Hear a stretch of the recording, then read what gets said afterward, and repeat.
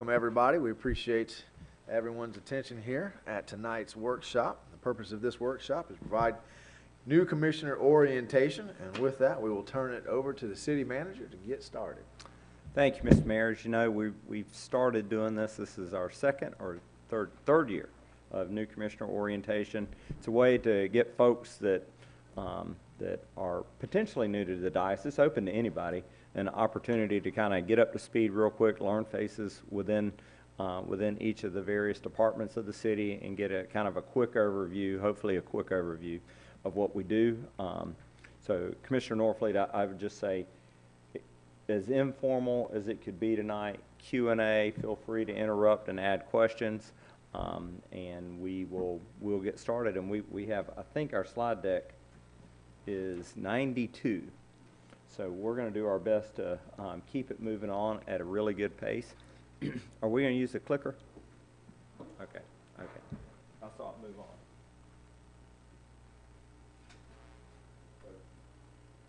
on. So welcome to the team. I'll give you an overview of kind of administration. Where does this? There we go, Amy. Back to AV problems. Oh, that means? There it is. I see it. It was not turned on. Okay, so now we're good to go. So welcome to the team. Some quick facts about Newberry. I won't read them all. I'll note that at 55 square miles, Newberry is at least top 25 cities in the United States. in the state of Florida. We have a nearly $20 million budget, which also takes people by surprise. They think of Mayberry, small city, and actually, in terms of the geographic area and the size of our budget and the number of services we provide, we don't look like a Mayberry. There's a list of the services that we provide from public safety down through parks and recreation. And we operate within the city manager commission form of government, which is, there's a list of 6 or 8 different ways of doing it, from commission mayor, like the city of Jacksonville would have, or strong mayor, and commission manager. And I think maybe 15, 20 years ago, the city of Newberry had a different style of government. Here is an org chart, and as always, our org charts are topped by our citizens, and then the mayor and commission, and then we have 3 charter officers working for them, and then various operational areas working underneath the city manager per our charter. And then I'll go through the city manager department. Handsome guy. Humble. Okay, within our area we have 5 different major responsibility areas headed up by department heads. And we'll go through powers and duties of the city manager. And again, I won't read all of these. The position of city manager is established in our charter as essentially the chief operating officer and the chief executive officer combined. But I do work at the direction and under supervision of the city commission. Parts of our requirements are to make recommendations to the city council. Don't get to vote.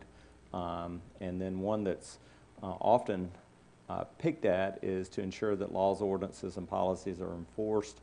We generally don't get to be an interpreter of which laws, ordinances, and policies we think are suitable to be enforced. Generally, if someone brings an ordinance or a regulation to our attention that needs to be enforced, or at least in their opinion needs to be enforced, we're generally bound to enforce it. If we think that it probably is not in the best interest, because we do, like everybody, we have laws and ordinances that may be outdated, we try to bring it back to the commission and ask for those ordinances to be changed. And over the last year, we've changed a number of ordinances because we found them to be a bit dated and maybe not appropriate. City manager's office is responsible for implementing plans and projects. As I mentioned, no opportunity to vote, which I really appreciate. We're responsible for personnel and for development of the budget, administering contracts and agreements.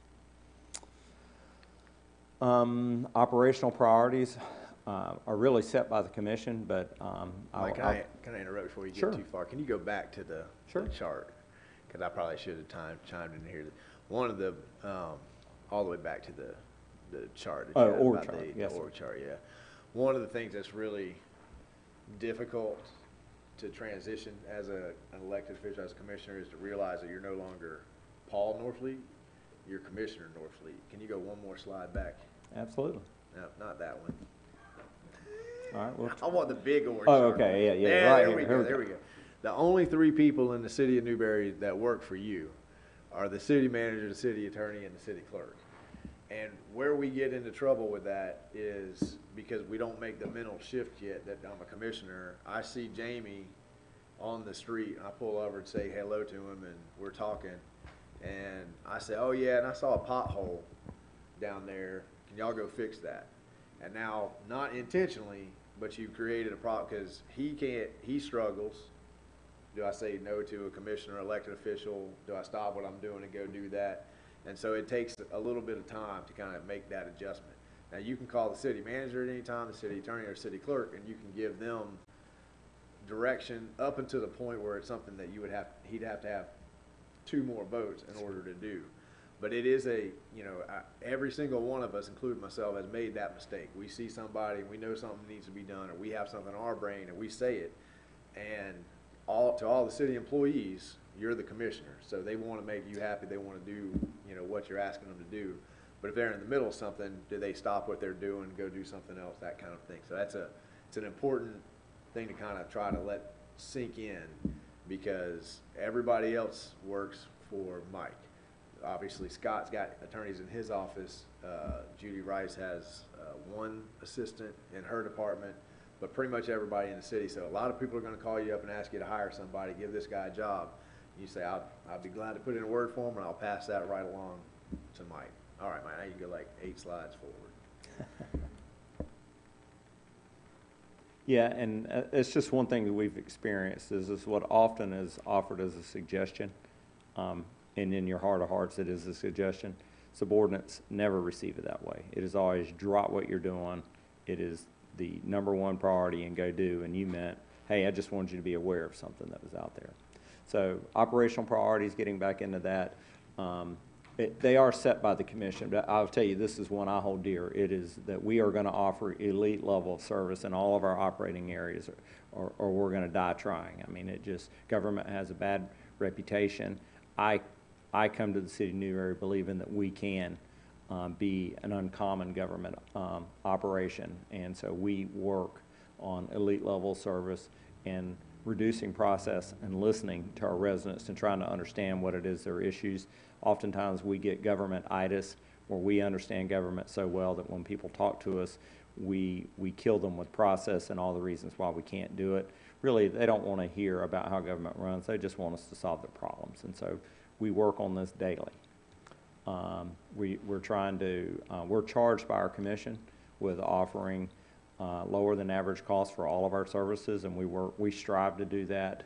We're going through budget processes. We'll show you indicators of where we think we are with regards to the rest of the world in all of these areas to ensure that we are achieving that goal. We want to provide higher than average level of service at a lower than average cost. We are charged with developing a strong employment base, particularly in ag tech and manufacturing. That's a theme that's very prevalent in all of our discussions about economic development. Enhance public safety, both through law enforcement and fire services. And the city of Newberry really suffered some financial woes back in the last economic downturn. And one of the takeaways from that was we were relying too much on our ad valorem revenues in one particular property in town. And the commission, when I first started working here, said, Mike, we don't want to be caught in that situation again. We want to diversify our tax base, diversify our revenue streams, so if something happens in one area, it doesn't have that magnified effect throughout the entire city operation. So we've been working very hard over the last 5 years to achieve that.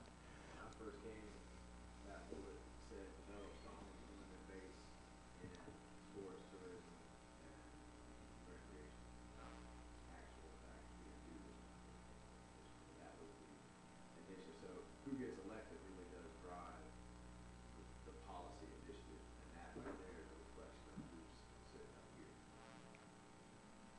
So those are our operational priorities as we stand it. Those are kind of the general. They change from time to time during budget processes. We may focus on special projects, or we may have things come up in the year, but those are really the overarching everyday marching orders to staff.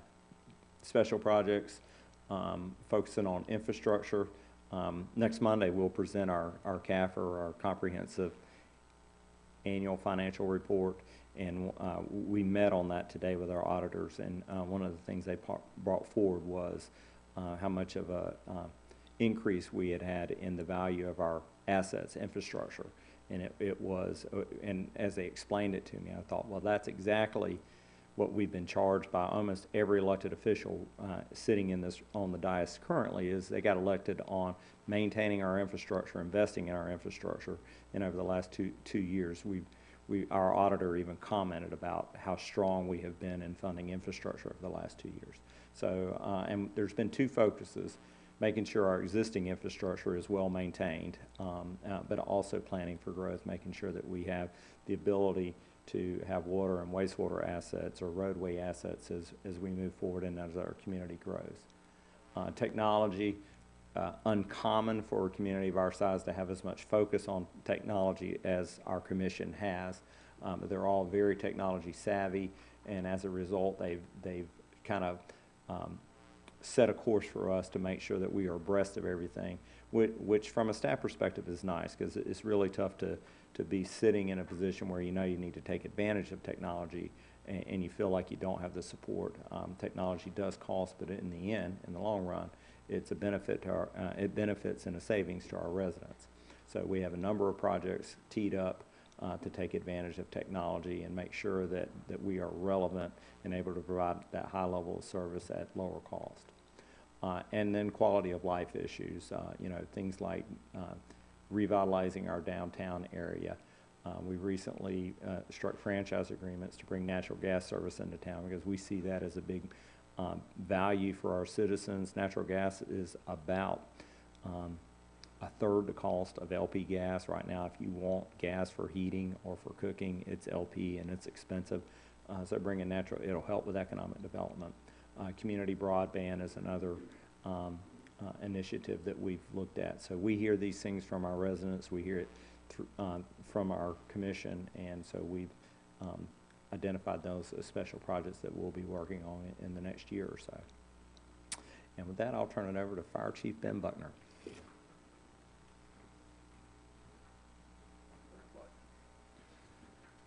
Good evening, Mayor and Commissioner Norfleet. I'll give you guys a brief rundown of the fire services and where we're at.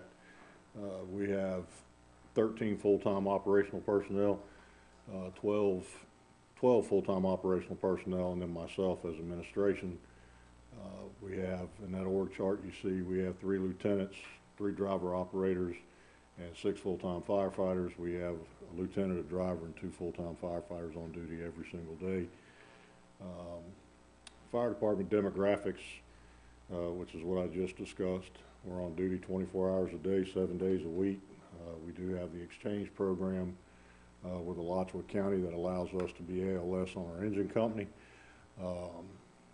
We have that exchange program has been in place since 2000, and that allows us, as I said, to be ALS on our engine. They send us firefighter paramedic every day, and we send them a firefighter EMT. Personnel qualifications for the ranks of lieutenant and driver operator exceed those of our partner agencies and the state mandates.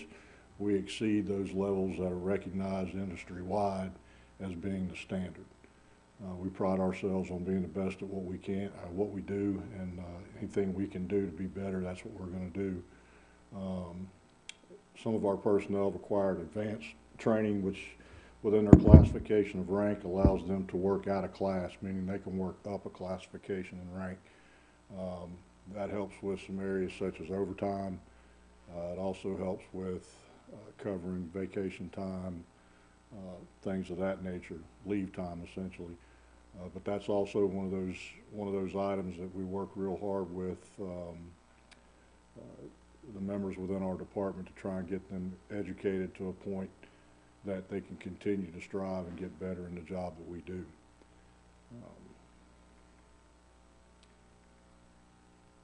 Mentioned earlier the partnership we have with ACFR, Alachua County Fire Rescue. It's been in effect since 2000. It gives us that opportunity to run advanced life support. The city of Newberry, being the size that it is, we're real proud of this next bullet point. We have an ISO, which is Insurance Services Office, which basically ISO comes in, they do an evaluation of your department and your city, your water supply, things of that nature, your fire department, your training within your fire department, and they give you a ranking and a rating based on that evaluation, and that ranking and rating is on a scale of 1 to 10, with 10 being the worst, 1 being the best. ISO is the primary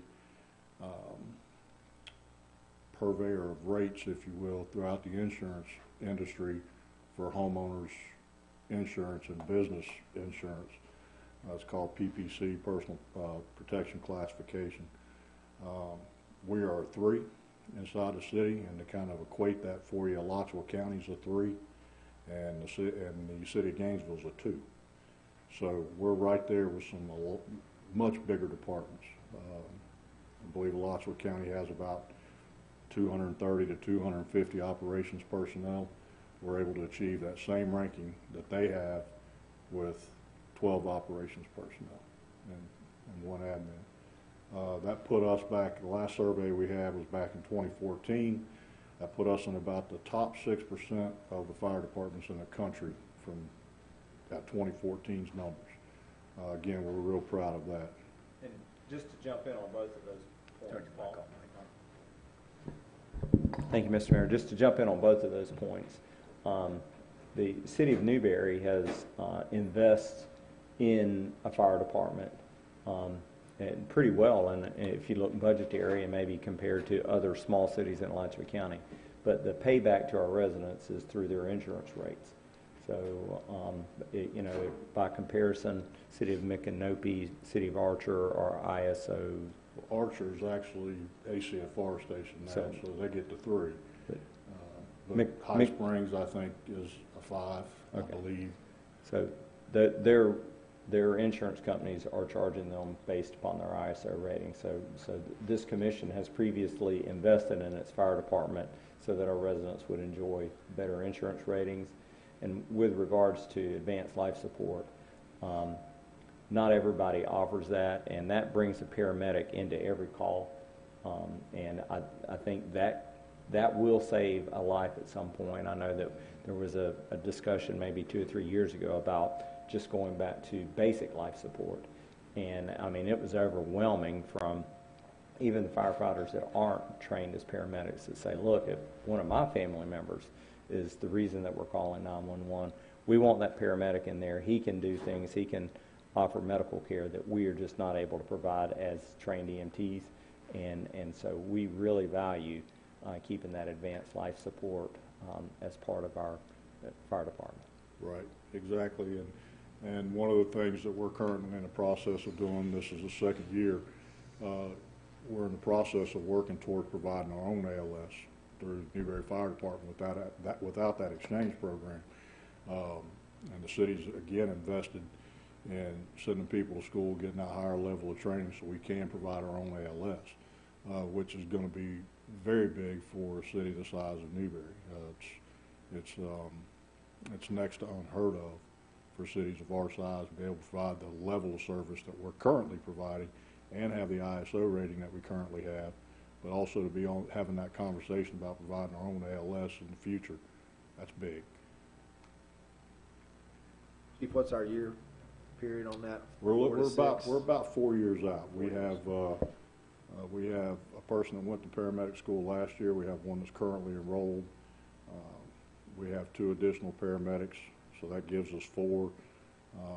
We're in the process of hiring. We have a vacant position. We're in the process of hiring that currently, and the person that's going to be offered that position is currently enrolled in paramedic school. So that's going to give us 5, not counting any of our part-time personnel that are paramedics. So, 3 to 4 years is what we're looking at to be able to have that conversation of, hey, We now have the staff. Now how do we want to proceed?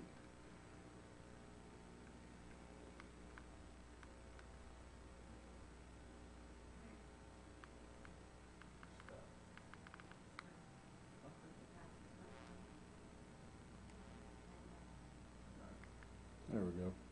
We have an annual budget of about $1.3 million. Of that, on the revenue side, $494, that's fire assessment, or we received $494 on the, $494,000 on the revenue side from fire assessment. We have a contract with the Alachua County Fire Rescue to provide first response, fire and EMS in the unincorporated portion of our response territory, which the next slide will explain that. And that will, so those are our two big outside of general fund revenue streams that we have within the fire department. Goals and areas of focus. Want to complete the fire station expansion. This has become, as Jamie says, a career project, unfortunately, but we're getting there. We're about 99% complete. Bathrooms were finished up last week. Well, petitions are still going in, but you know the bathrooms themselves are complete. We have some landscaping to do. We have some painting to do in the ambulance bay. Another coat of paint in there. Some very minimal stuff. We did a punch list last Friday with all the lieutenants. We're going to get there here pretty quick. As of April 8th, as of April 8th of this year, we realized that ambulance being placed in Newberry. That's a process that started, I want to say it actually started about 4 years ago, maybe 4.5 years ago, when that was actually right before Chief Bailey left, is when we started that with the county. And it's been through the efforts of the commission, through the efforts of fire department personnel, in conjunction with Alachua County and them recognizing the need that we have out here for that transport. We realized that this month that ambulance was placed in service, and it's a 24-hour day, 7-day-a-week truck that's staffed by a paramedic. And it's I think it actually went in service about 10 a.m. on Monday of last week, and by noon it was running its first call. So we have an ISO evaluation coming up. ISO's been with this station expansion dragging on a lot longer than anybody thought it was going to drag on. ISO's worked with us because there's a lot of preparation that goes into preparing for that, and so we've got an ISO evaluation coming up here pretty quick. So we'll be prepared for that.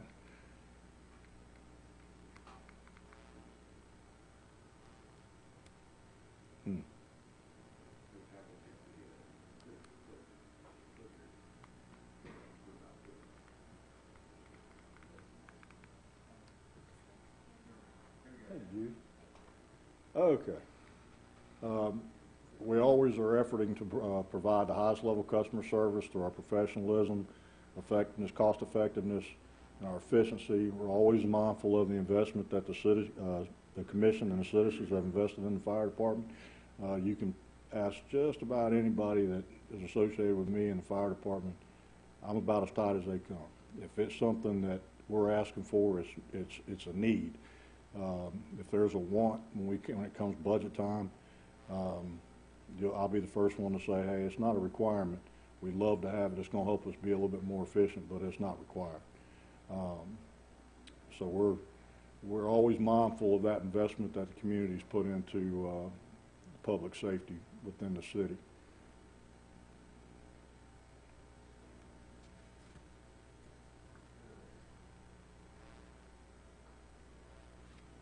All right. We currently have a apparatus and major equipment replacement plan. It's not just in the fire department, it's citywide. That's something that I've been here 25 years, and that's something that we desperately needed for years, and we now have it. When you have a piece of equipment or an apparatus that fails and it's inoperable and unusable, it's too late then. So now we're able to, through the VERF process that we have, we're able to budget for that, where you don't show up at a commission and it's not on anybody's radar and you say, hey, we need a $400,000 fire truck. Well, I wish we'd known that 5 years ago. We know 5 years ago now. So that's something that's important. I think it's all about planning, and it's planning citywide, and that's something that when the need comes down the road and you need something and you've been paying into that VERF, the money's there. You don't have to rob Peter to pay Paul. The money's there. Okay. I'd say that was, before you move on for that VERF, because that was a pretty big discussion among the commission to implement that program. And it started, for me, it started before most of the current administration was in the administration with the previous administration. And you got two ways to handle that, in my view. The way we do it now, where we put a little bit aside every year, you plan out how much it's going to cost you to replace it, and the way we used to do it, where you just take your depreciation money out of everything to pay the bills, and then when you need that $400,000 truck, you go over into the electric fund and you take the money out of the electric fund and you pay for it that way, or you take out a loan and you pay for it. So that VERF program means that everything we're doing, we add a replacement schedule. We don't ever have to take out loans to get that kind of stuff because we're planning for it as it's coming, just like you would do in your daily budget. You know you got X many years out of that pickup truck you're driving, and after that you're going to have to turn it in or trade it out or something like that, and you start planning for that ahead of time. So I'm pretty proud of that program. I hope we continue it in the city, because the only other alternative is when that $400,000 truck, you got to go out and get a loan or steal it from the electric fund. That's correct, Mayor. Our first response territory, we have the second largest response territory in the entire county, only behind the Lottsville County Fire Rescue. We cover 64 square miles. Slide that the manager showed earlier, I believe it was 55 square miles, was the city's municipal limits. We cover 64 square miles. County provides funding, as I referenced in the previous slide, that for the responses that we run in unincorporated areas of the county. But as you can see, the Station 28, the red dot in the center of that dark blue area, that's where the station is. Everything that is dark blue is municipal limits of the city of Newberry, with the exception of the bottom right-hand corner of that map. That's actually the city of Archer. You see where those two dark blues come together right there, just northwest of the city of Archer. The northern portion of that blue is city of Newberry, and the southern portion of that blue is the city of Archer. So as you can see, some of the area that is actually outside our first response area is actually inside the city limits of Newberry. We have some to the east going towards Jonesville, east and southeast, and then we also have some south and west of the city, of our response zone. This was calendar year 2018 call data. Ran a total of 988 calls. As you can see, the big number is 701. That's EMS-based calls. That's everything from vehicle accidents, EMS standbys, ALS and BLS responses. About 70% of our call load is EMS-based, and that's fairly standard throughout the industry. If you're a dual response fire department, meaning you run fire and EMS calls, anywhere between 70 and 75% of your calls are going to be EMS-based calls. Any questions? Yeah, I got just one question. That program on replacing the equipment sounds pretty good. Was that fire truck purchased out of that program? It is. It is. And if you'll, that budget that's $1.31 million, that reflects a payment within that. There's a line item in every budget that's leases and rentals and leases in every department's budget that shows what that annual payment going to that is. And of course, that annual payment, we're really in the infancy of this VERF, so 10 years from now, when you know, or 15 years from now, if we need to buy a new fire engine that's currently in the budget and already ordered for this year, 15 years from now, when that vehicle needs to be replaced, that money's sitting in the VERV. This year, if I'm not mistaken, we decided to take an internal loan and then pay ourselves back, which is what that leases and rentals is on the line item in our budget. So in the future, you'll still have some of those payments showing up in there, but when you need that vehicle, that money's already sitting over there. Same thing on major equipment. Our extrication equipment is approaching 20 years old, and it's something that, you know, you don't use it a lot, but when you need it, you need it. And that's something that's coming up. We've tried to get grants for 2 years now on that, and through a private entity, and we haven't been able to obtain that grant.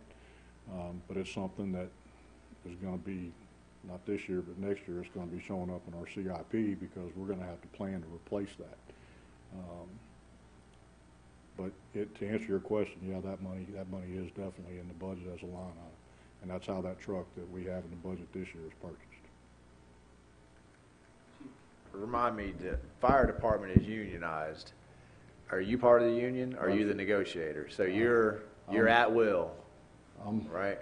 Me and him. But you negotiate for the union, or they got somebody else? Is that farthest the negotiator? Yeah, they're the union and administration are completely separate. Okay. They the union is, when I say completely separate, I mean we have a good working relationship. When it comes time to negotiations and things like that, it's administration, city, and then the union bargaining unit. So I'm part of the city's bargaining unit, or negotiating team, I should say. Anything else? Okay. Come on down, Mr. Jones. Now, you spent a lot of time getting ready for that picture, didn't you? I was forced to. Good evening. I'll do a brief overview of some of the departments that I oversee.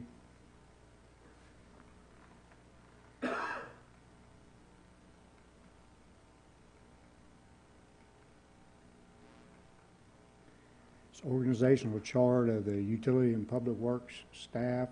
As you can see, it's broken out. We have a utility admin department, which is me and 2 staff assistants and project manager. There's the electric system and the employees encompassed in that, the public works supervisor and his personnel. Water wastewater is a combined department. Those employees work in both. And then facilities, which is facilities and parks maintenance. We maintain all the ball fields, city grounds, and city buildings. Few of the tasks in the utility admin, we basically prioritize all those departments' projects and coordinate them. Provide oversight and assistance with those departments. Do all the work orders, the purchasing, the utility locates, cemetery sales, and resolve any issues with solid waste complaints, road complaints, things of that nature. And we coordinate those projects and work performed by staff and any outside contractors that's working for the city in any of those departments. And we're responsible for preparing and submitting all the regulatory correspondence, staff reports for the commission, the budget preparation for those departments, and monitoring the performance of the budget of those departments. Our electric system, we are a member of FMPA. We're one of 33 municipally owned electric systems providers in Florida. We have one major feed coming in town on 26. A little overview of mileage of overhead conductor and underground. And the amount of infrastructure associated with the electric system that we maintain.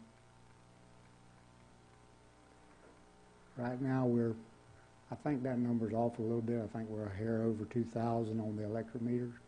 Annual budget of $5.5 million with the capital outlay of just under $1 million included.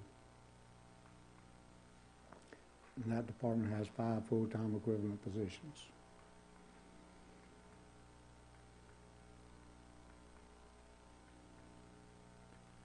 On the water side, we do have 4 production wells, 2 located at City Yard and 2 located at the Easton facility. They have common disinfection systems at both of those locations. We do have 2 elevated water tanks to service that. One's located at east and one's center of town floating on the system. I believe this number's off slightly too. I think we're a little better than 2,000 active water meters right now. And we do have extensive piping network. We produce about 190 million gallons of potable water a year, and we're required to have licensed drinking water plant operators and wastewater plant operators to do the tasks associated with the permit for those facilities. There's 6 full-time positions between water and wastewater. They're responsible for the sampling and reporting criteria of federal, state, and local agencies. The annual operating budget on the water side, 1.26, with the $429,000 worth of capital outlay included.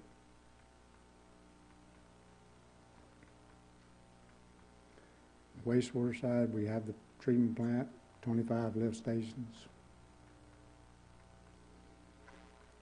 We actually do on-site effluent disposal and solids application at the sewer plant, which is getting to be a rare form of disposal in this part of Florida. We treat approximately 73 million gallons of wastewater annually. And as I stated before, we have to have licensed operators to staff that facility. It's the same 6 full-time positions split between water and wastewater. Our wastewater treatment plant requires 6 hours per permit by a licensed operator per day and 1 visit on Saturday and Sunday. The wells, each well requires a visit by a licensed operator every day, 7 days a week. Annual operating budget of 1.9 with a little better than 800,000 worth of capital outlay in there this year. For facilities and parks maintenance, list some of the buildings and facilities that we maintain. We have 5 full-time employees in that and a contracted inmate work squad. As I said, we're responsible for the buildings and the grounds, preparation of ball fields, any building repairs, things of that nature, with an annual budget of $442,000. Solid waste, we're responsible for the oversight of our contract with Waste Pro. I think we have a very competitive rate with Waste Pro compared to some of our peers in the area. And we assist with resolving any service complaints. We actually have a online electronic reporting system where citizens aren't receiving the service that they're paying for. We can log those complaints. We can actually monitor the amount of time it takes Waste Pro to resolve those complaints. And if they don't resolve it in a timely fashion, we can intervene and ensure that our customers get good service. Annual budget, just over $500,000 on that. We're also responsible to maintain not only city streets, but certain county roads under interlocal. There's 2 miles of unpaved city and 37 miles of paved city streets, 16 miles of unpaved county roads, and 5 miles of paved roads. A few of the tasks associated with that. We do maintain quite a few stormwater basins in town, the ones that were conveyed in the original development. Subsequent developments in the last few years, we haven't accepted maintenance of the basins. There's 4 full-time positions in that. Not only do those 4 full-time positions perform streets and roads tasks, but they're also solid waste, mosquito control, and cemetery. And we have a contract inmate squad for that as well. Annual budget, $688,000. We actually sell the lots at the cemetery. We assist with the marking of the graves when they're putting monuments and things out. We actually open and close the graves, which is unusual. There's only one other city in this area that does that, and that's Palatka. We do all the maintenance of that facility as well. Annual budget of about $32,000. Mosquito control, The citizens on our utility system pay a mosquito control assessment fee, basically $1 a month. We do all the spraying in the area of our utility zone. We are licensed to perform mosquito control activity, and we do have a mechanism if somebody is located within the city limits but not on our utility system. If we can get them together as a neighborhood where we can do an assessment, we can perform spraying activities there as well. Annual budget for mosquito control is approximately $24,000. View of our Control, correct me if I'm wrong, Jamie, only the people who can get that service are paying into it. It's like $1. Yes. Because, you know, I know the way they used to do it, we all paid for it. Well, I never got mosquito control out where I live. So we kind of changed that to make sure that the people who are getting the service are the ones who are paying for the service. Few of our upcoming projects in the electric department. We're working on the advanced metering infrastructure. We have started a backlot circuit relocation program, and we're doing a neighborhood circuit undergrounding program. Every chance we get that we can take a section of our electric system underground, we do so. We also have a circuit that we're fixing to relocate on Newberry Lane, east of 235. Annually, we do a little better than $100,000 in milling and resurfacing existing paved city streets. And we do approximately $10,000 worth of either new sidewalks or repairs to existing sidewalks every budgetary cycle. On the water side, it's part of the AMI project as well. We have a water main project that we're going to install on Newberry Lane to do some looping for fire flow. And we have to relocate a master meter at the wastewater treatment or water treatment plant number 2 at Easton. And Newberry Lane for wastewater as well. We have a force main there that has to be upsized from basically Hammock Oaks all the way back to the old growers. The commission authorized us to move forward with the design phase of relocating lift station 1, which is located adjacent to the football field. We have worked out an arrangement with the school board for a 50 by 50 section of that where the old handball court was. So we're in the design and permitting phase. As soon as we obtain our DEP permit and move into next fiscal year, we will be relocating that lift station to improve capacity and eliminate flooding from stormwater in the center of that intersection. Jamie, is that gonna, the smell back here, is that? It should alleviate it. Should help. Yes, it should alleviate it. Okay. Our force main reconfiguration project that we did on 2741 has improved that situation. Prior to that, I think we had 7 lift stations that eventually pumped to this gravity line here. We've removed 4 of those lift stations off and reconfigured them. They now pump through a section of gravity and force main to the lift station in front of Hardy's, lift station 10. Well, now that you mentioned that, it's been a while since she's contacted me about that smell, so good job. It should be better now. I can't say it's totally gone, but it should be better. And are we done with SCADA? Or where are we with SCADA? The SCADA is 100% installed and functional. 100% installed, all right. On the roads, how much of the city roads does the county maintain? The original interlocal process started in about 93, and it was roughly a even balance. It was 2.3 miles of county roads that the city maintained and about 2.17 or something like that that the county maintained. From 93 till now, the county's total has not increased. The city's total has increased. Okay, thanks. And if you don't have any other questions, I'll turn it over to Mr. Parker.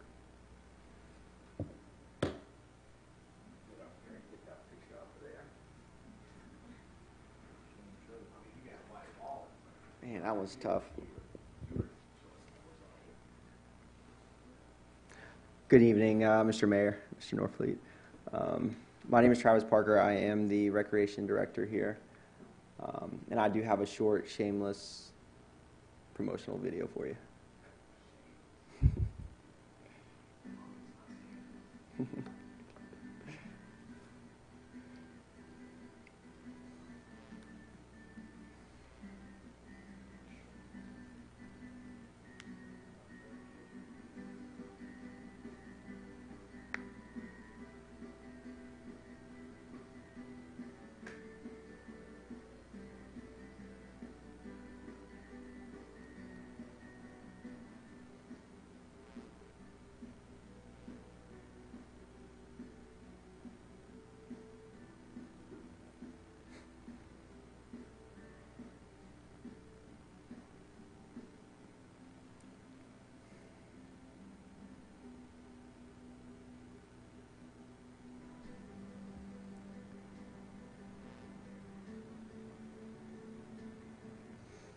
All right, thank you. Oh, Ben, Jamie.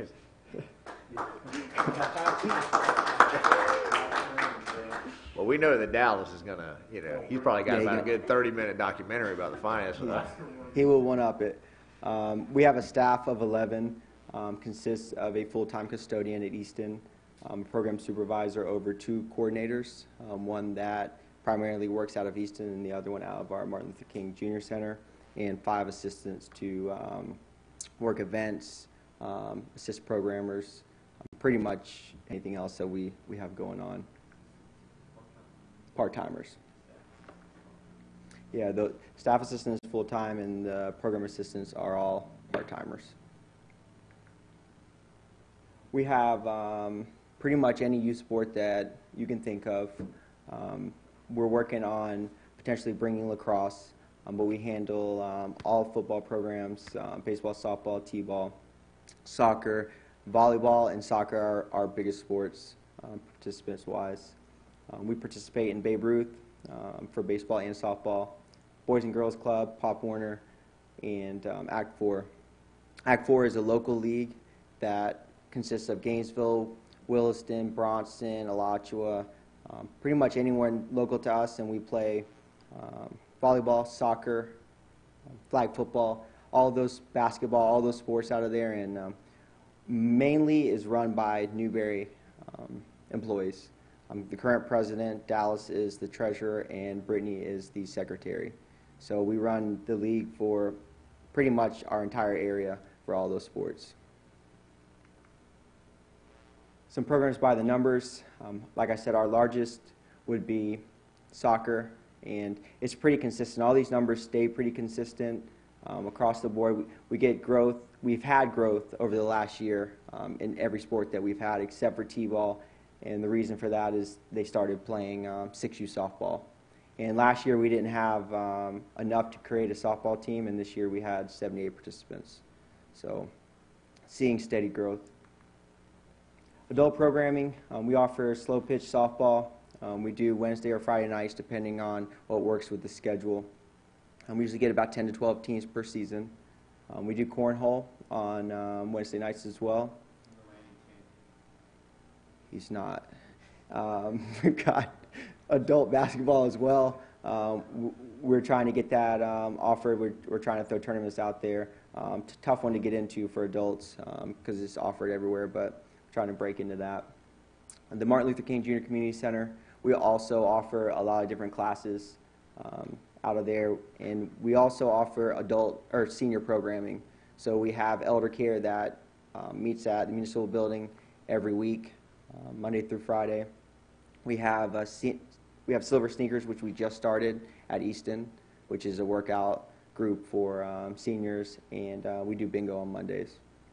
And we're always looking for ways to try to gather information so that we can try to offer more for our seniors.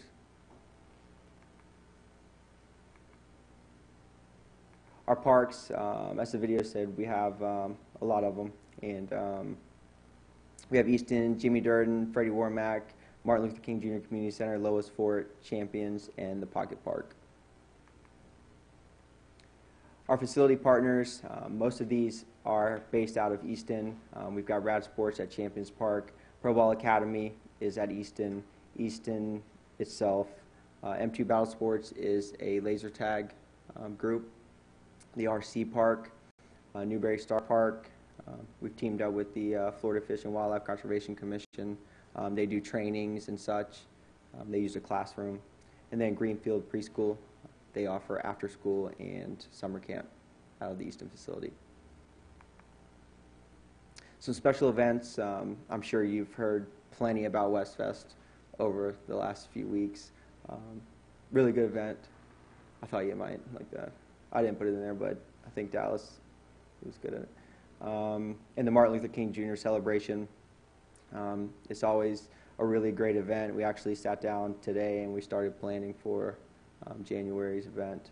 And we march from City Hall to the MLK Center, and then we have a program there.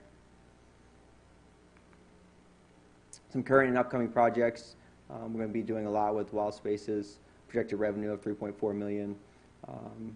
$1.3 3.5, I believe, of that is going to the purchase of Canterbury, and we're going to. The depiction is a theme or a thought that what we're going to try to do at Easton for a master plan. We're going to add multi-purpose fields there as 3, 4, and 5, and upgrades there.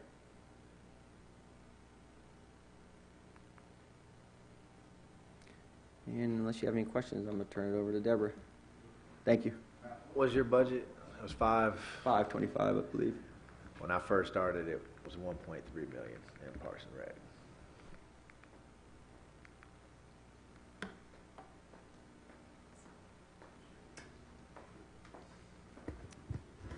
Mayor Marlowe and Commissioner Norfleet, I'm Deborah Starr, and I'm the Director of Human Resources. Human Resources is a division of finance and administration. Human Resources maintains all of the employee files. We have currently 68 full-time employees and 9 part-time employees. I'm the administrator of the employee benefits, which include the health, life, vision, dental, long-term disability, and telemed service that we offer. We also offer a supplemental insurance that the employees can participate in on a voluntary basis, and those include like short-term disability dependent coverage for anything that we offer, and Legal Shield, AFLAC, and different vendors that we maintain. I'm the administrator for FRS, which is the Florida State Retirement System. I submit the monthly contributions and process all the new hires and terminations. We also have a 457B plan through Nationwide, which is also a voluntary program for our employees to participate in.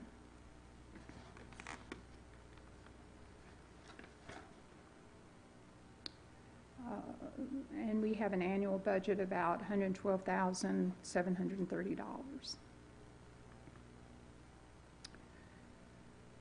Part of responsibilities for Human Resources is the recruitment of employees, which includes recruiting employees, posting job vacancies, receiving and reviewing applications, interviewing candidates, and processing the new hires. All new hires go through a drug screen, a physical background check, and at that point we report all of our new hires to the state of Florida. We also do an E-Verify for all of our hires.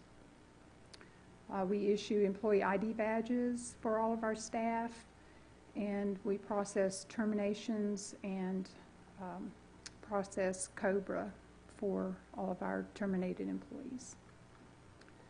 Risk management, I'm the administrator for the city liability insurances. We report losses, claims, and minimize city exposure. Workers' compensation, I report all of the claims that we have and monitor the claims. We do an annual work comp audit. We do post-accident drug screens. We report safety meetings, and we try to maintain a safe working environment to reduce workplace injuries. Quarterly reporting that we do, we report to the state of Florida Department of Revenue the reemployment tax. We also do the Department of Treasury employers' federal tax return. And annual reporting, we do employee W-2s and 1095-Cs. And if you don't have any questions, I'll give it to Dallas. Why don't we see where we are on dinner before we get started with this? I know Amy went out. Let's take a 2-minute recess real quick. If she tells us it's going to take her 10 minutes to get it all put together, we'll bring Dallas back. But Thank you.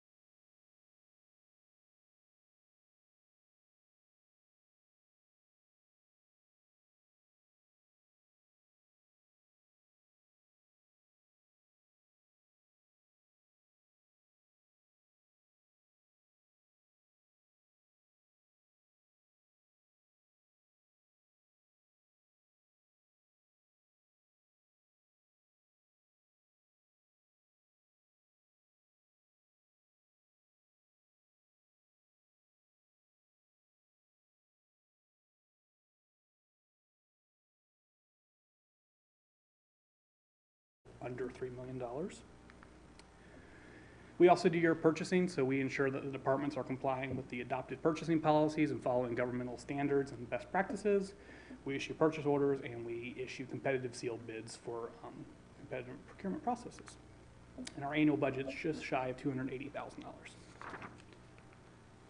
In our customer service and billing department division, we provide customer service to all customers of the city, mostly related to your utilities, but we do customer service for all city services. And we take about 11,000 calls annually. We send out about 28,000 utility bills annually. We also collect 28,000 utility bills annually. We open and close new accounts. We investigate customer concerns and try and resolve their issues if they have any. We collect and process those payments, work out payment arrangements, and provide payment assistance options. We currently accept, some people don't know this, but we accept checks, money order, cash, credit cards. We do online payments. You can set up yourself for an auto payment or an EFT payment. And then if you don't pay us, we handle the collections process too. One of the things that's unique about Newberry for a utility our size, I believe we are the only utility in our area that actually provides this, but we have a 24/7 call center. So you can call the city of Newberry at 3 a.m. on a Tuesday and pay your utility bill, talk to a real human being. Our call center can do anything over the phone that we can do in the office, except for take cash. But they can open accounts, close accounts, they manage outages for us. Not even GRU offers this level of service, so we're very proud of that. And then we educate customers on how they can conserve and lower their bills. We offer leak detection kits, and we also offer free in-home energy audits and online energy audits. And our annual budget is about $240,000. In our administrative services area, we primarily provide information technology services inside to the city. So we maintain your servers and your workstations and your network. We mainly do this through an outside contract. We also maintain your public information, your public relations. So we do your social media, we prepare flyers, we attend community events and try and get a good name out there into the community about the government. We also maintain the emergency communications network. It's pretty much a reverse 911 system. We use that for emergencies such as hurricanes, water main breaks, boil water notices. We can notify people in a certain area. And then generally, we do the rentals of facilities. We review, administer contracts, administer grants, and assist in labor and union negotiations. Here's just some of the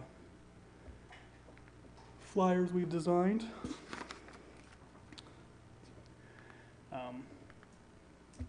Moving into the financial side of the world, some of the things that we discuss in the finance world are the 3 different types of funds that the city could maintain. Currently, we only maintain 2 of these, but our money's broken up into these 3 types, including governmental, proprietary, and fiduciary. We don't have any fiduciary funds, so I'm just going to skip that. But your governmental funds are those funds that act like governments. They're primarily funded through taxes or other special assessments. That's going to include your general fund, which houses most of your departments. Special revenue funds like the Wild Spaces Fund, your capital project funds, your debt service funds. Your proprietary funds act more similar to a business in which they assess fees and rates against customers to pay for those charges. So it's not funded through taxes. That's going to include your utilities, your electric department, your water wastewater funds, as well as our internal service funds. The difference being internal service funds, the primary customer is the city itself. So we use that for the VERF, your utility admin, your customer service departments. So as we get more into the budget, you'll hear us talk about, we'll have a governmental budget workshop to discuss those departments, and we'll have a business type or proprietary fund workshop to discuss those departments. And you'll see it in your financial statements when we give those to you. In the budget process begins almost as soon as the budget's adopted. It officially begins in January. Finance sets the calendar and the process. We're currently in the stage where the department heads are submitting their requests to finance and to the city manager. Then we'll move into a review of the budget between myself and the city manager. We'll meet with all of our elected officials. The city manager will prepare his request for the budget. We'll have our workshops with the commission to gather input. We'll update those budgets, and with new data we get from the state as well as the county and from input from our elected officials. And then in September, we have 2 public hearings and we adopt the budget formally. And then we begin the process all over again. And then this is the same thing, but it's the actual words that go along with it.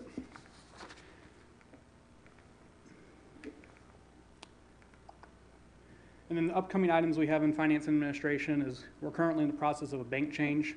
Our current bank was bought out by a credit union. Florida state statute prohibits us from banking with a credit union, so we're changing our bank. The AMI project, Advanced Metering Infrastructure, is going to be a very big project in the customer service world. We have our comprehensive annual financial report, which we have mostly finished and we'll be presenting to you on Monday. And then we have the CDBG Housing Rehabilitation Grant that we're working on and administering currently. And then obviously we have the budget. If you have any questions? Thank you.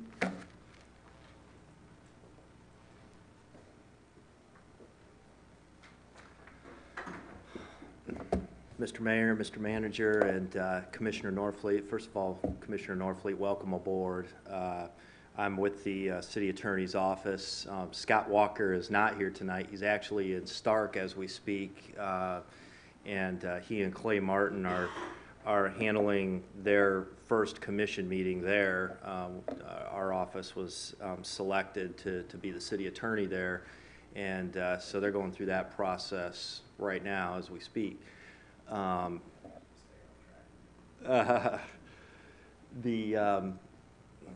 some problems. Okay, but anyway, my name is Rich Maltby. I'm with the law firm Folds Walker and Maltby, and we have been. Our office has been city attorney for the city of Newberry for probably about 40 years. Me, 1 year. So I'm trying to play catch up there, but we have a roster of attorneys at this point that we're using to handle the city work that we have.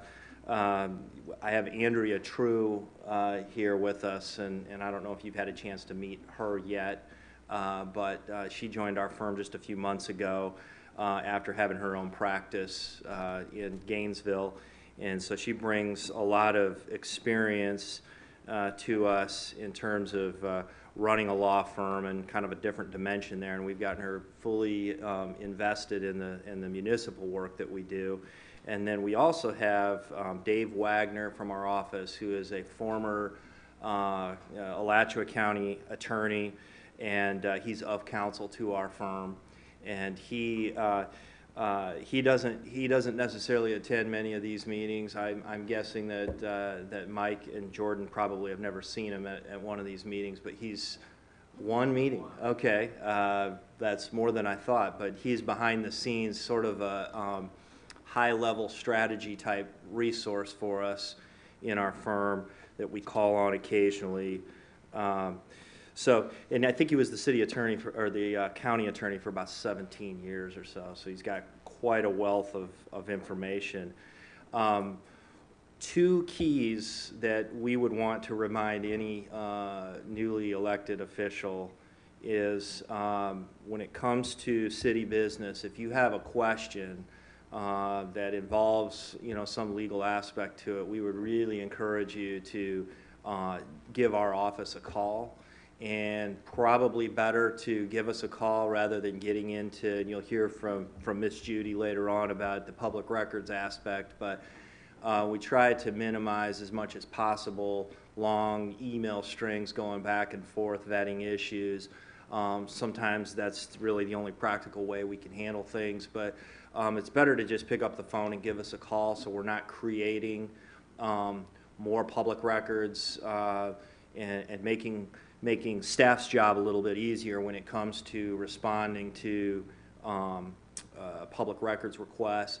And in this day and age, text messaging falls right in that category. So we'd also just remind you, a lot of times we'll get a text from Mike or Jordan or maybe one of the commissioners that just says, "Hey, do you have a chance? If you get a second, can you give us a call?"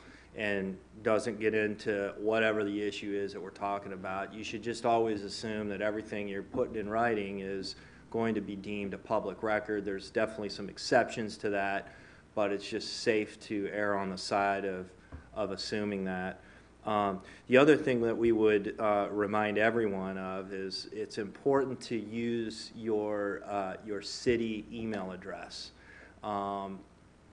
instead of private email. I don't know if you have a Gmail account or anything like that, but if we're ever hit up with a records request, we want to be able to say, you know, Commissioner Norfleet or Commissioner Farnsworth or whomever is being requested to produce documents doesn't have any emails in a private email account, so we don't even have to go down that road of opening up somebody's personal life and looking at, you know, who knows how many emails on things. So try to keep it as city official, and as much as you can use that city that email account that you should be getting.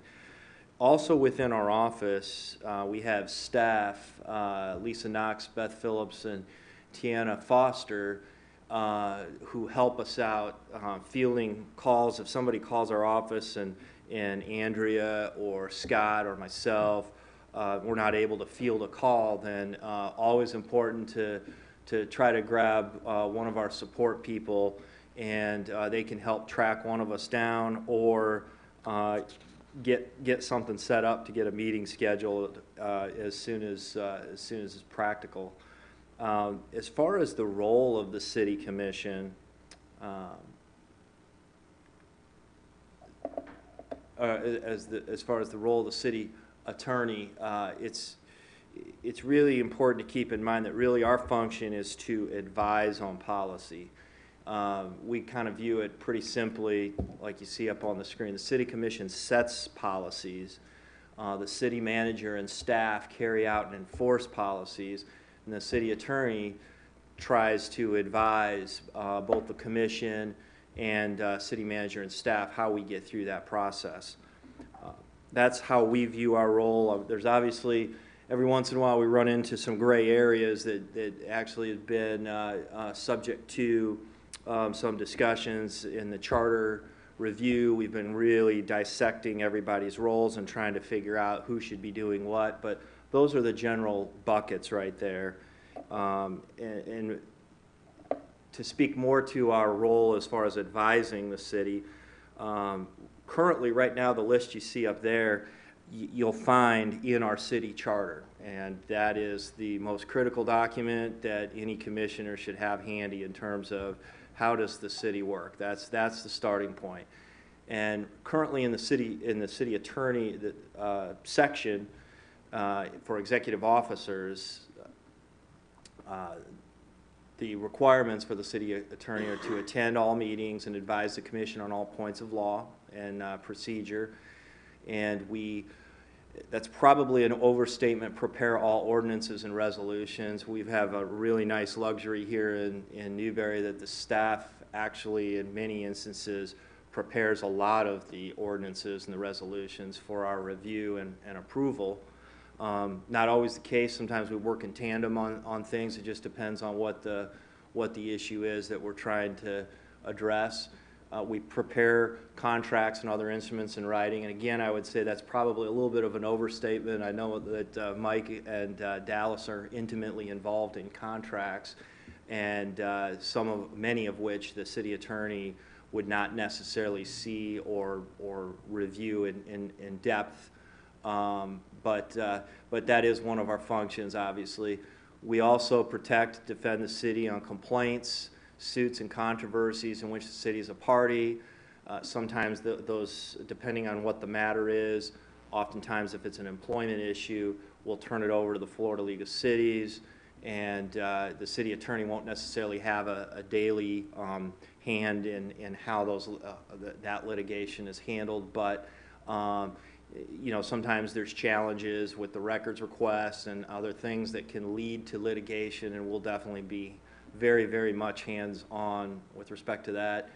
Another role for the city attorney is to furnish the mayor, the commission, the city manager, any department head, an opinion on any question of law relating to the respective powers and duties. And again, here I would emphasize, you know, any commissioner should feel more than welcome to call our office and bounce things off of us. I think there's many examples. We represent 5 cities at this point. I think there's many examples where certain commissioners call us all the time. Some want to schedule in-person meetings at our office, which is perfectly fine. We do that on a fairly regular basis. And then others are very much hands-off. They'll address it. If they've got a question, they may bring it up at the city commission meeting. But we'd encourage you, if you've got anything you want to vet, even if it means getting into our office and sitting down and walking through something, we'd be happy to do that. Another role is to, again, act as the official advisor on any city advisory board. We're doing this with our charter review process right now. We're getting towards the tail end of that, and we're getting ready to come up with what our recommendations would be for the city commission in terms of what would be some improvements to the current city charter. We also provide training to elected officials and employees. One thing there is the 4-hour ethics training that every public elected official needs to go through on an annual basis. Our office facilitates that. We've done it in a variety of forms. For the most part, historically, we've shown up here to City Hall and had a 4-hour session with the commissioners. We changed that up this past year, and we're probably going to do something similar to it, barring any strong objections from any of our clients on this. But we had everybody from all the municipalities come meet us at our office in December, and we had a dinner and everything like that, and tried to make it more of a fireside chat. I always call it a fireside chat, but you know, something like that, as opposed to just 4 hours of just powering through all kinds of materials. I mean, there's definitely that part of it. You can't avoid that, but it's always interesting when we see the clients interact and sort of get to know each other that way, and some of the things that they're dealing with and their experiences. And I know Miss Amy actually attended in December and was vital to the discussion on public records and some of the sunshine law issues and that sort of thing. I think she probably made some pointers that a lot of the other cities made note of in terms of how Newberry's handling things, which in general is very impressive, the way that's been handled here in Newberry. Then obviously the last one is sort of the catch-all, perform such other professional duties as may be required by the charter ordinance resolution of the City Commission.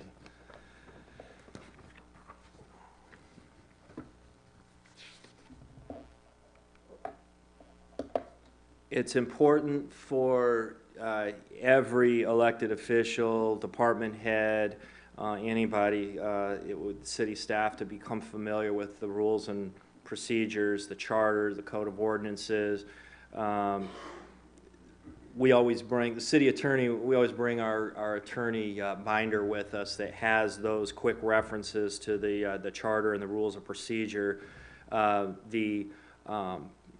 The code of ordinances, you may be familiar with Muni Code. If you're not, I would suggest that you'd spend some time maybe jumping online and get on municode.com and just run a search for Newberry Muni Code, and it tracks everything, the code of ordinances, the land development code, the city charter is in there, and it's really a quick reference for anybody wanting to get, you know, a quick idea of how things are supposed to work in Newberry.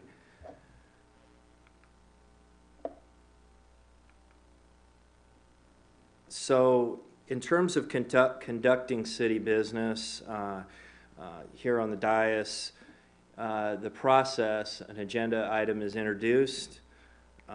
Typically, staff will present on it. There's questions that the commissioners may have, maybe some discussion. A motion is made, needs to be seconded, and then there's some debate on that. There's an opportunity for the public to comment, and then the commission will vote.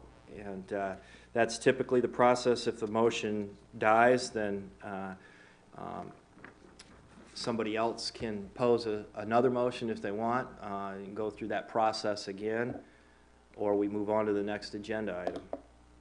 Powers and duties of the commission, and again, a lot of this comes from our city charter, but they have the power to pass ordinances, adopt resolutions, approve or disapprove the appointment of all appointed officers and boards, and they have all powers of the city except as otherwise provided in the charter or by the Constitution. So again, it's another example of where the charter really is at the local level the equivalent of a constitution. It's just it's always your starting point. What does the charter say?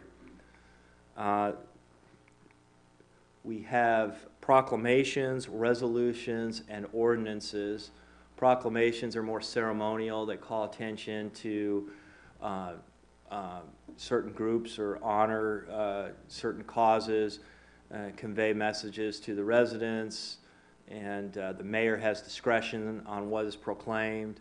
And this is another example of where a lot of times the city will draft up the proclamation or will be given a proclamation for us to review and approve. Other times we're asked to prepare a proclamation from scratch from the city attorney's office.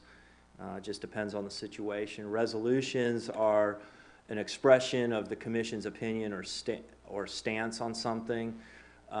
They are administrative, and a big key to this is that they're considered more temporary than an ordinance. It makes a public statement, and as soon as it's voted on, it becomes official at that point. Ordinances are a little bit more official than resolutions. They're considered more legislative in nature, and they are intended to enforce or create enforceable local laws, and require 2 votes by the city commission, meaning at two meetings the ordinance has to be passed. And there's public hearings and advertising requirements that go along with that. Forfeiture of office is hopefully something that we don't run into. It's obviously a bad situation for the city to be in something like this, but it can happen. Absence by any commissioner or the mayor from 4 consecutive regular meetings of the city commission, unless excused by the city commission by formal action. And this is actually one of the items that we've been talking a little bit about in city charter that may have some proposed revisions to it. What exactly does it really mean 4 consecutive regular meetings? Does it have to be a regular meeting? Does it have to be, could it include a special meeting? Things like that. So I'm sure you'll hear a little bit about that when it's time for the charter board to present to the commission on that. And then conviction of a felony while in office, pretty self-explanatory there. We are in a very, very positive point in time for the city of Newberry because we don't have any pending litigation going on right now, and so that's a good thing. So that's what I have to report for the city attorney's office. So you have any questions for me? Thank you, Rich, and thank your office for dinner tonight. The only thing I would reiterate, Rich stressed, don't feel bad about calling. I know my first probably 2 years as a commissioner, I never wanted to call them because, you're on the phone with a lawyer and you just hear the clock ticking away. So I never wanted to call, but I'll tell you, it's a whole lot cheaper, and they're really collegial. I don't even know if they charge us for those kind of quick conversations, but it's a whole lot cheaper to have a 5-minute conversation about, hey, I got into this conversation with somebody on social media, and they've said whatever they've said. What's the legal ramifications? Than it is to go through 6 months of public records requests and public black eye and all that kind of stuff to fight it. So those kind of conversations can head off a whole lot of stuff at the pass. So before he leaves today, put his cell in your phone. And he's real good about texting back. I think I've texted him before at 11 o'clock at night. He's responded. So I don't know when he sleeps, but he's very accessible. All right, thank you.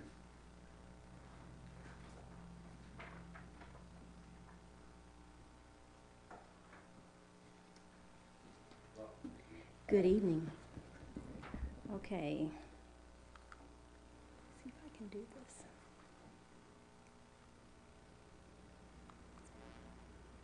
Nope, wrong way. Okay, good evening. I'm here to provide an overview of the Office of the City Clerk.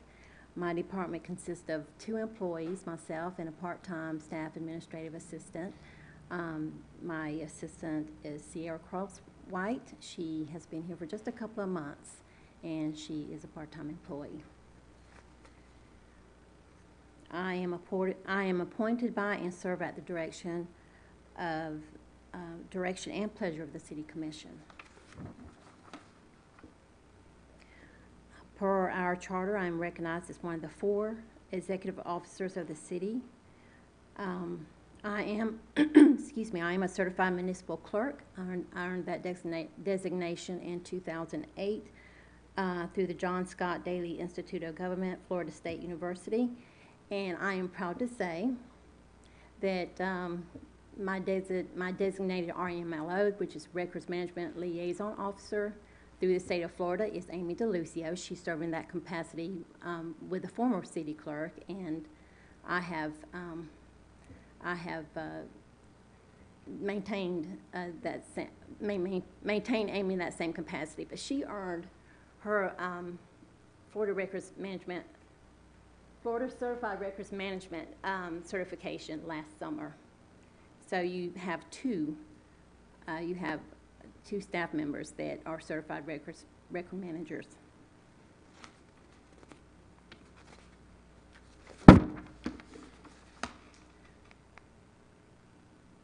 Okay.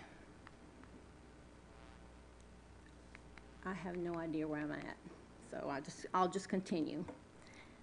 I attest and record. No. One of my responsibilities is to attest and record all ordinances, resolutions, proclamations, contracts, and agreements, leases, and other documents. And attend, record, and certify proceedings of all meetings of the City Commission. I have the authority to administer oaths. I am the custodian of the official seal of the city, and I affix that to official documents of the city. I am the Chief Administrative Officer of Truth and Millage Reporting, which you will hear more about that during budget time, but if you have any questions regarding that, you can feel free to ask me or you can call me. I am the Property Lien Search Coordinator. I work with other staff from our departments to get that accomplished. And I execute all bonds. I validate all business tax receipts for the city of Newberry by signature. They all come to my office before they are distributed to the vendors or whoever, and perform all duties as may be assigned by the City Commission. I am the custodian of all official records, and in the city, many of us are a custodian of the records, but I am responsible for the training and the reporting and the response to public records requests. Amy and I both are responsible for the maintenance, storage, retention, and disposal of public records, and to protect and preserve records of historic value, archives. I am responsible for training and compliance, which I said before, of Florida Statutes Chapter 119, so you will have training. Is it October, November that we usually do that? So, and I have provided, if you look in that blue folder, There is a public records, there's a public records PowerPoint in there. It's very comprehensive. It has, I provided that because there's a lot of information and also the references. So if you have any questions about that, please feel free to call me. The class will be not based on that particular PowerPoint, but it's a great beginner's study.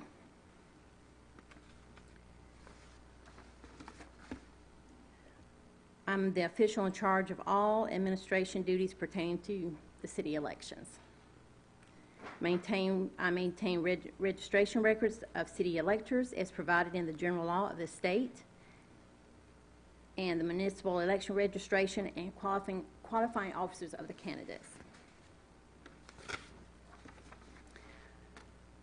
I ensure compliance with federal and state laws. I am the vote by mail coordinator. I'm a member of the Board of Canvassers. I have served the city in different capacities.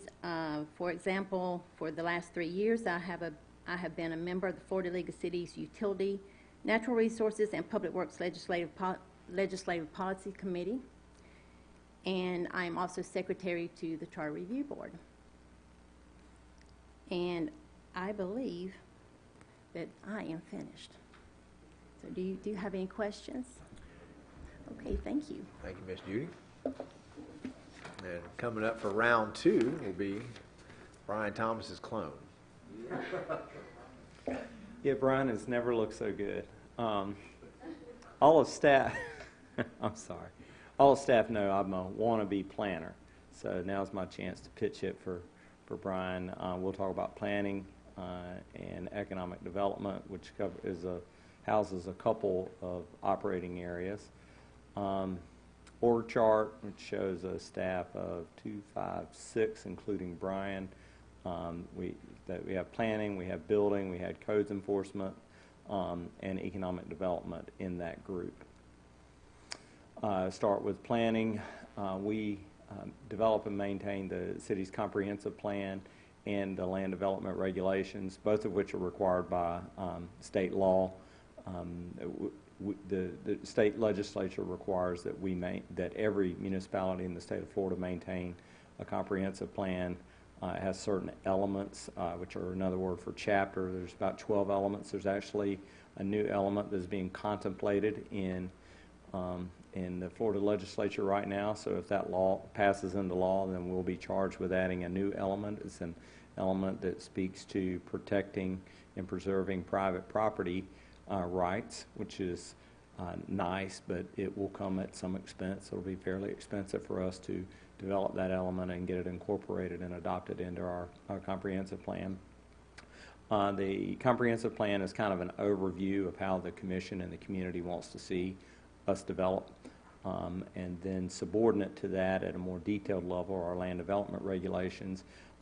In a portion of your work where you do utility construction and your brother in development, the land development regulations are what guide how that type of development occurs. So both of those documents are incorporated into our code of ordinances, as is our charter. So within that arena, we do land use and zoning maps, and we review applications or petitions for people that want to change their land use or change their zoning or develop on their property, and all that must be done in accordance with our comprehensive plan and LDRs. We also are the staff that support the Planning and Zoning Board, the Historic Architectural Review Board, and the Economic Development Advisory Boards and Committees. And provide 911 addresses for all new residences. Continued, we review applications and petitions for all of the above, that very comprehensive list.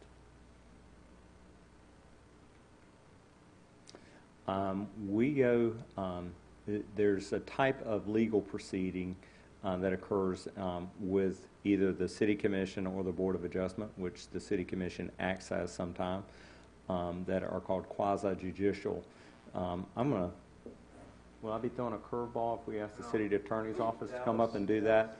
I'll give you a layperson's perspective, is most times when we're presenting ordinance to the board, you are sitting as a legislative body, an elected official sitting as a legislative body making rules for the community, rules or regulations for the community.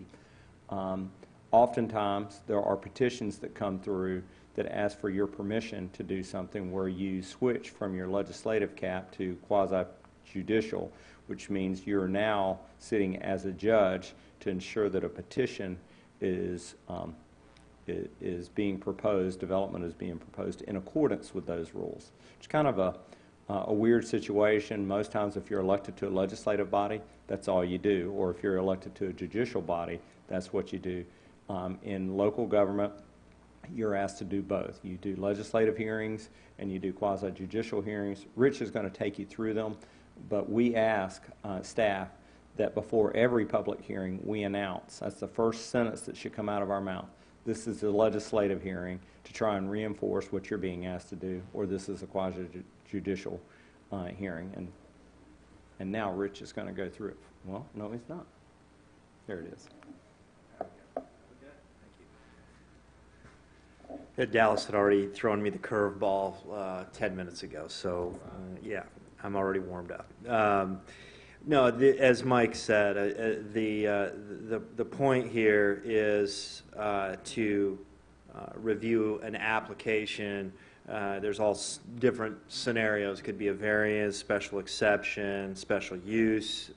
We've done a little bit of research very recently and have concluded, our office has concluded that although there's some ambiguity in the law, we actually believe that going forward, all annexation should be handled as quasi-judicial, and that's not happening all over the state of Florida.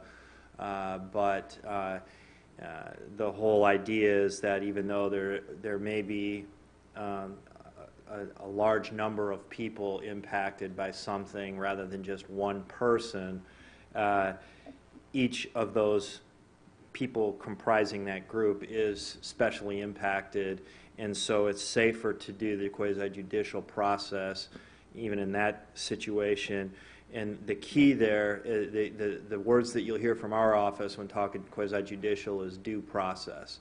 The whole idea is, as Mike explained, is to try to treat this as sort of a judicial setting and give all the interested parties an opportunity to present their case. We just went through a process that took some time to get to the finish line, but through a collective effort, we were able to come up with a revamped process that Debbie Boyd had helped out with. The mayor was very involved with it.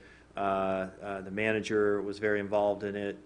A number of attorneys from our office had a hand in it. Brian Thomas helped out considerably, and I'm sure there were others. We all put our heads together to come up with a process that really has fairness at the forefront through every step. So just to give you an idea, I'm not going to run you through all the steps that we go through in a quasi-judicial hearing, but one of the things we now do is we typically have city staff give an overview at the very beginning of the hearing as far as what are we even deciding, because that in and of itself can be confusing, not only for the decision makers, whether it's the Planning and Zoning Board or the commission, but it can be confusing for the applicant. Sometimes the applicant doesn't have adequate representation. Could be other members from the public who want to speak, and they're not exactly sure what is the issue we're even talking about. So that overview has so far proven to be, I think, a benefit in the process. The applicant has no time limit to present a case, which that's unique. Now in a judicial setting, that's generally the case. Of course, every judge has the ability to control his or her own courtroom and can put some parameters on things and sort of decide what evidence is going to come in and what's not. There's still some of those elements here in the quasi-judicial process, so it's not necessarily an unlimited, let's turn this into a 5-day trial type of thing.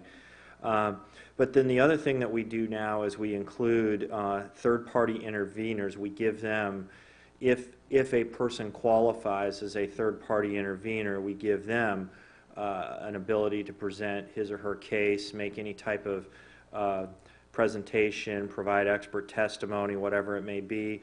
A third-party intervener is defined in our new quasi-judicial procedures to be somebody who has a special interest or perhaps a special injury that is unique, where if the application goes through, that person may be uniquely impacted by something.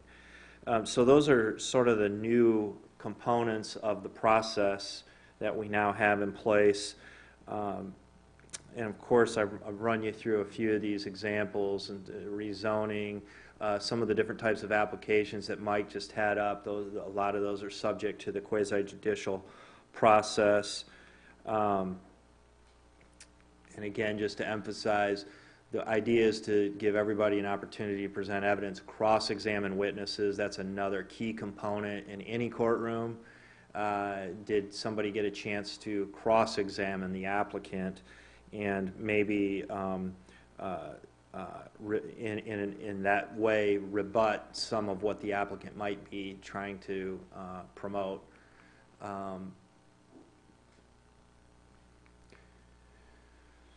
As far as complying with Florida case law, this is, of course, one of the reasons we felt it was really important to revamp our process a bit.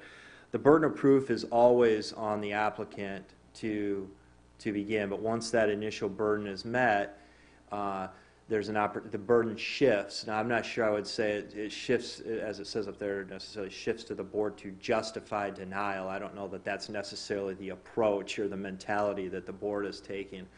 But burden shifts to, again, I mean, it could be a third-party intervener. It could be the public has an opportunity to comment at some point. It could be questions raised by the commission, not necessarily trying to figure out how to deny an application, but just to make sure that the decision they're about to make is based on all the information that they need. And of course, the standard in Florida is that the evidence must be competent and substantial evidence, and we've put in definitions in our quasi-judicial proceeding to try to define what that means. Substantial evidence is evidence that will establish a substantial basis of fact from which the fact at issue can be reasonably inferred. And then competent evidence, the evidence relied upon to sustain the ultimate finding, should be sufficiently relevant and material that a reasonable mind would accept it as adequate to support a conclusion. So that is one of the things we're constantly trying to remind the boards as they go through the proceeding. Is the evidence that's been presented based on competent and substantial evidence? Does it meet that standard? Ex parte communications is another important component here, meaning they should be avoided. If an ex parte communication is essentially a board member or a commissioner may have been approached by the applicant or had some kind of conversation that's not necessarily in a public meeting setting about the issue. And so at the front end of these hearings, we always ask, has any of the board members or commissioners had any ex parte communications? And if they have, that needs to be disclosed in a public forum. Just explain sort of the essence of what the conversation was, how, what was the context of it, was there any action taken because of it.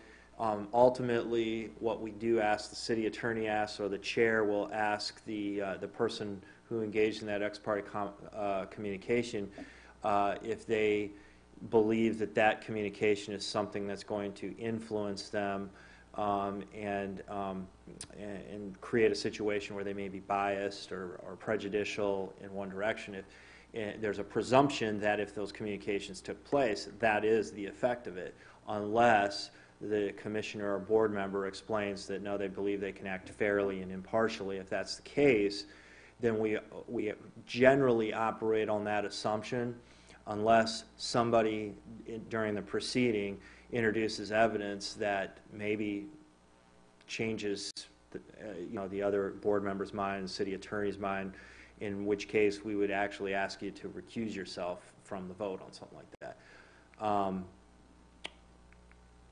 And of course, here's the, it says, the disclosure must be made at the beginning or during the public meeting. Ideally, we want it to come out up front. We would always advise you to be up front and open in a public setting. Just put it on the table for everybody here to hear, instead of getting 3/4 of the way in and then we find out that there was some critical communication that took place that now changes everybody's thinking about things. Let me jump in right here, Rich. Sure. 'Cause I think we may be hitting you with a higher level of detail than anybody ever wanted to know about I blame Brian quasi-judicial in one Thomas. night. Yeah. The way I think about it is when you were sitting as a legislative body, everything that you would normally do to be a good, hard-working, studious commissioner, you can't do for quasi-judicial. So if it's a resolution or an ordinance, you might want to go and talk to the person that's doing it. You might want to talk to the folks around to find out how they feel about it. I would consider that doing your job. If it's a quasi-judicial, then all of those things, it is up to the applicant and the people who object to make the case for you. And if you do all of that work, then that could potentially actually disqualify you from being able to sit as an objective judge. So if somebody says, I want to move, my operation over to this side of town, and you go and you look at that side of town and you inspect the site, now you're actually offering evidence based on what you saw yourself, and that's not the role you're supposed to play when you're a judge. You're supposed to let other people show you the information, and then you judge based on the information that's in front of you, based on the competent and substantial evidence, not based on your investigative research. So an ex parte communication could be, well, yeah, I called up the neighbors around, and I called up the person, I talked to the guy that was on the tractor that was tearing up the ground, that was getting ready. All of that would be good as a legislative commissioner. That's doing your job, trying to find out what's going on. In quasi-judicial, that all becomes potentially problematic. We'll have a lot of quasi-judicial, and I certainly would not object if somebody charged that I rushed just a little bit through quasi-judicial. Most of them are non-controversial, but every once in a while one is, and then it becomes very, very important what you say and how you say it, because you're sitting as a judge. So I would disagree with that point, as Rich did, about justifications for denial, because judges do not give necessarily the reasons why they deny. They listen to the evidence and they give their verdict. So I would never phrase it as we are trying to justify the reason. We're simply listening to the evidence and then weighing the evidence. So if it's a controversial item, it becomes very, very important that we're in quasi-judicial. But most of them are not controversial, but you'll get the hang of them after 2 or 3 of them. Yeah, I agree. And as far as the last slide recommendations, they're really all points that we've already hit on. But the key is due process, substantial and competent evidence. Try to avoid ex parte communications to an extent, but as the mayor said, some of it is due diligence, commissioner doing his or her job. So if you have any questions about those things, again, I'd say pick up the phone, call the city attorney, and get our opinion on what we think you can or can't do or should or shouldn't do. So any questions? Okay. Sure. Well, we're about out of staffers, so Well, yeah, we're close to the end, too. I would say that it occurred to me when I was hearing the mayor's comments on quasi-judicial that staff is available to elected officials to educate. Now, elected officials are in touch with community and those types of things, and they're deep thinkers in terms of policy, but rarely has anybody had the opportunity to get the education and the experience in government that we had. So we're supposed to be resources, and one of our biggest resources is to educate about how processes work. And when we have 6 elected officials that understand the intricacies of ex parte communications and quasi-judicial procedures, I think that we know that our government's clicking along and that our elected officials are well educated in what they're supposed to be doing up there, and they represent our community well. So moving on to economic development, it's been maybe 5 years ago that the City Commission adopted a policy and said we want to do more with economic development than simply talk the talk. I say all the time, there are 413 cities in the state of Florida that have elected officials that were elected running on, we want good economic development. That is all over the world. But very few of them then follow it up with doing something. In Newberry, before Mike New arrived, the elected officials started doing something about it, and they created something which is very unique for a municipality our size, economic development department. They had a very robust economic development committee that was given direction, and it's been funded and charged with, hey, go out, do all these things so that we can increase the likelihood that we see the type of economic development that we desire. So we market Newberry. We respond to economic development prospect inquiries. I will tell you that as a sign of a robust community is we've responded to more requests for prospect inquiries in the last 6 months than we did in the last 4 years. I mean, people are now interested, especially job producers are now interested in growing again. That's nice to see. We work with the local chamber, both the Newberry-Jonesville Chamber and the Gainesville Area Chamber, quite extensively to help bring economic development to our region. We work with existing businesses that have ideas on how they'd like to expand. Our commission has adopted several policies that encourage job growth or increased size, things like that, to help encourage growth of our commercial sector. We obtain grant funding. We're heavily involved in soliciting grant funding to help facilitate economic development. What else? So just photographs of the things that we have going on. The economic development really has spurred a lot of trips, both at the federal level to Washington, D.C., and state level to Tallahassee, meeting with people in state government and federal government that are responsible for economic development, and to show them what Newberry's doing and to entice them to make investments in Newberry. So next department that is within planning and economic development is our building department. We're kind of same thing everybody else is doing. We're just trying to do it better. Is we review construction applications for compliance with state and local code, and that is the whole gamut from what we call over-the-counter permitting, which is I need to replace an air conditioning unit at my house, or I need to change out windows, to large-scale commercial or industrial development like Argos. Argos brings in their construction plans to us, and somehow our building inspection department is also charged with ensuring that that is constructed in a way that meets public health standards. We do operate under this Florida Building Code. We don't have a lot of latitude, and in 20 and 30 years ago, city commissions adopted their own building codes. Usually it was based on some building code, and then they'd go through and change all the things unique to their community. Very little of that these days. The Florida legislature has said it's the Florida Building Code. That's what you're going to enforce, and that's what we do, inspect and enforce. Exactly. We also have a fully staffed, it's part-time staff, code enforcement department. This is a love it and hate it division within the city.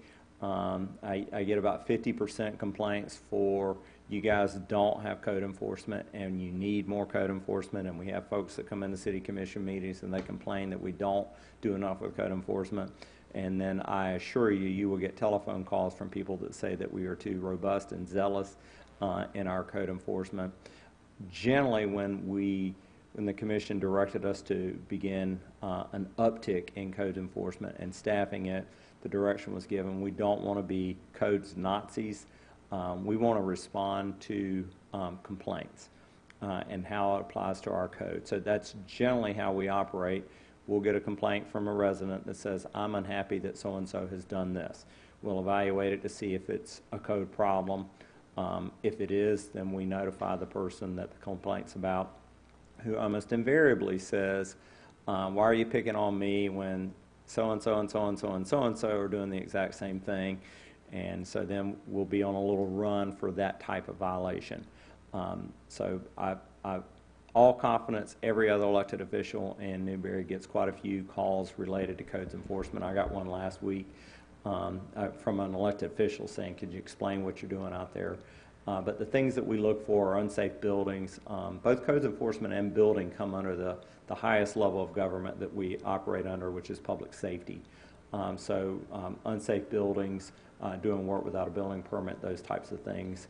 We can get a little further, I guess, a little less public safety related with, overgrown yards and things like that, although they have vermin and animal issues. People are concerned about the type of wildlife that might live in an unkept yard as it relates to them, rats, anything that might infest properties. So our codes enforcement officer is extremely well trained in the field of codes enforcement. At one point, he was the president of the Florida Code Enforcement Officers Association. He's been in the business for about 35 years, so I think he does a great job of moving residents toward compliance with the codes without being a jerk about it, to be candid. But this is an area that gets lots of conversation. You'll have this conversation or this interaction within the first 2 or 3 months. Somebody will call you up and say, the code enforcement officer just said I have to stop working on this shed in my backyard. And all my neighbors are good with it, and everybody in the neighborhood has a shed just like this, and why is he picking on me? And the first thing that's wrong with that is that he doesn't just drive around looking. So if he's there, it's because one of those neighbors has ratted him out. One of those neighbors has called up and said, this is a problem, I don't like it, it's not in the code. And then when we go, that guy will say, well, why are you picking on me? Just like Mike said, well, knowingly or unknowingly, he just complained on 3 other people, and now the code enforcement has to have to go there. So, it is, and I'd also make one last point about code enforcement officers. That particular employee generally tends to be the one that the commissioners have the hardest time not giving direct direction to, because somebody will call you up and say, I got a violation over here, and it's quick and easy for you to call up the code enforcement officer and say, hey, I heard this, go take care of it. But the appropriate thing to do would be to text that or email it to Mike, say, I've heard about this, please look into it, that kind of thing, because otherwise we get into that, whatever he's working on right then, you've asked him to go work on something else, and maybe he's already aware of it, who knows, but that keeps the line of communication, and it keeps the city manager in the loop of those kinds of things as well. Well, we had a nice success out of that just last week. It was a shed sales place that doesn't pull building permits, and frankly, if you buy the kits and you have to screw them all together, well, that requires a building permit according to the state of Florida. So, so they were putting the onus on property owners, whoever was buying the shed, to go get the building permits, but then was telling them, but you don't have to get one in Newberry, which was erroneous. And so, so then someone got flagged, the neighbor called, built it without a building permit, so the first thing the property owner does is call the shed store and said, hey, now I'm in trouble, and you told me I didn't need to get this, and shed store calls an elected official and says, why are you a hard time in the shed store? And that came back to me, and rather than have a big blow up about it, what we did was got with the shed store and the building department and said, hey, look, we understand you don't want to go pull building permits, and that's fine, but if we get you the information to this is what is required and the applications, and we make the applications as inexpensive as we can, state law allows us, and process them as quickly as possible, so when people buy a shed, you can say, yeah, you're going to need a building permit because the state law requires you to. Take it down there, it's the least amount they can charge it, and they'll turn it around in one day. Everybody walked away happy, so that's an opportunity where if we get a chance to get fully engaged, we can solve problems productively as opposed to have hard feelings. Finally, shifting gears, this is outside of planning. I think it's the last group of slides, has to do with training for elected officials. I'd mentioned to you previously that the Florida League of Cities has something they call the Institute for Elected Municipal Officials. They have a couple certification levels, but the first one is basic. We refer to it as EMO. The first one is basic, where it's an orientation specifically for new elected officials. that go over things like the structure and functions of cities, techniques, taxing, those types of things. We, during our budget process, budget for not the whole commission to go travel to a couple of these a year, but we usually budget for 2 or 3 commissioners to attend this type of training every year. We have upcoming trainings. I think you have more detailed information. I think you said you're out of town for June, but potentially in the October session, if you'd like to attend, let us know. We'll get you booked in there. And I appreciate your time. Before we conclude tonight, I'd just like to tell you that I feel very privileged to work with such a well put together elected body, very knowledgeable, caring. When you're in my business, you're kind of familiar with who your peers are, and I just know from my years in the industry that for communities our size, I would say 20,000 and less, it's uncommon to have as well educated, as well meaning, as much engaged elected board as we have. I feel equally as privileged to work with a team of department heads that were here tonight. They are all truly experts in their field, and our job really is to be a resource for you. So as issues come up, feel free to reach out and say, hey, can you give me some background on this? You know, an issue that's going to be come up is this issue on city and county roads potentially, or community redevelopment agencies. And it just seems we're aware that whenever you've been in the farming business all your life, or in the cattle business or utility construction business, that the nuances and all the background information related to community redevelopment agencies is not really there. So we try to compile as much information as we can so that whenever you have that opportunity for decision making, you feel like you have all the information necessary to make the best one for Newberry. So that concludes our comments. If you have any questions of me or anybody else, feel free. Got any questions for Mike or anybody sitting there in the back? Got a whole page of notes there, so you're ready to go. Yeah. Appreciate your patience. Well, Mike and everybody here, thank you for staying. You know, this is, it's a long night and we appreciate it, but certainly it is much better. You know, we used to just throw these guys in and they had to pretend like they knew what they were doing for the first 6 months. So I appreciate everybody giving up an evening and making sure that we know your faces and the basic broad strokes of what you do, and we'll work on the details as we go. So thank you very much, and with that, we are adjourned.